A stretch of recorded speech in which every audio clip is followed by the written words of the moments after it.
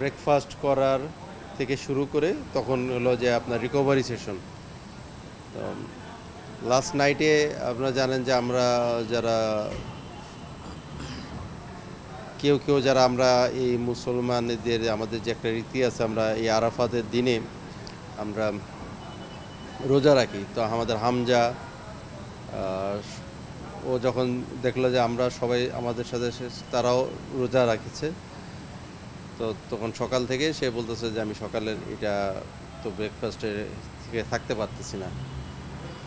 তা আমরা ওকে রেস্ট দিলাম। তো এটা তো আসলে অনেকে জানে না, আমাদের অনেকে আমরা এ করি, কিন্তু অনেকে কিন্তু এই রোজাগুলো যে আমরা রাখি সেগুলো জানে না। ওরা কিন্তু ওইগুলো অনেকেই যারা এটা মানে তারা কিন্তু রাখতেছে। তো যাই হোক, ওখান থেকে শুরু করে তারপরের পার্ট ছিল ফটোশট। তো ফটোশটকে আমরা গ্রুপ করে ফটোশটগুলো করা হচ্ছে। সেখানে একটু হাসি ঠাট্টা মজা সব কিছুই আছে। সব কিছুর মধ্যে হলো যে প্ল্যানিং হলো যে যেহেতু ঈদটা আমরা এখানে সবাই মিলে এখানে করব। একটা সময় আমরা ঈদ করেছি এরকম, আপনারা অনেকে ছিলেন সাথে, আমরা ইন্ডিয়াতে আমরা করেছিলাম ঈদ। তো এবার যেটা হচ্ছে, যেহেতু এখানে আছি, এই ঈদটা এখানে করার জন্য তো বিএফএফ প্রেসিডেন্ট মিস্টার তাবিদ আওয়াল সাহেব উনি সবার জন্য বলেছেন যে ঈদের একটা পাঞ্জাবি সবাইকে গিফট করবেন, এবং একটা সবাইকে নিয়ে একটা ফ্যামিলি এঙ্গেজমেন্ট যদি করা যায় এখানে, সেটারও একটা চলতেছে আমাদের, যে যদি হয় সম্ভব তাহলে এখানে আমরা ঈদের দিন একটা করব। এগুলো সবই কিন্তু পার্ট অফ কালকে জেতার। যদি কালকে জিততে না পারতাম তাহলে এগুলো কিছুই কিন্তু আমরাও বলতে পারতাম না, কোথাও পাঞ্জাবিও আসতো না, কোনো কিছুই থাকতো না।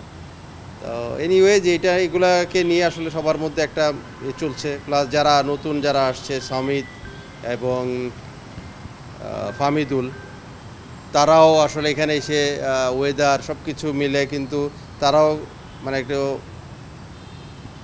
ইউজ টু হতে যাচ্ছে যে কীভাবে আমরা আরও করতে পারি ট্রেনিংয়ের মাধ্যমে। তো সেগুলো আসলে ঈদের দিনও আমাদের ট্রেনিংয়ের একটা আমাদের টাইম রাখা হয়েছে। তো সকালে আমরা যখন যাব নামাজ পড়ে এসে এখানে ফ্যামিলি এঙ্গেজমেন্টের ব্যাপার আছে, কখন করব এটা প্র্যাকটিসের পরে প্র্যাকটিস আগে, সেটা এখনও ঠিক করতে পারিনি। তো স্বভাবতই ঈদের দিন তো আমরা যারা থাকি ঢাকার একটা আলাদা অ্যাটমসফিয়ার, আর সবাই তো ছুটে যায় তার নিজ নিজ গ্রামে, নিজের আত্মীয় স্বজনের সাথে যদি দেখা না করতে পারে, বন্ধুবান্ধবের সাথে, তো সেক্ষেত্রে সেটাও মানে ফুলফিল হয় না।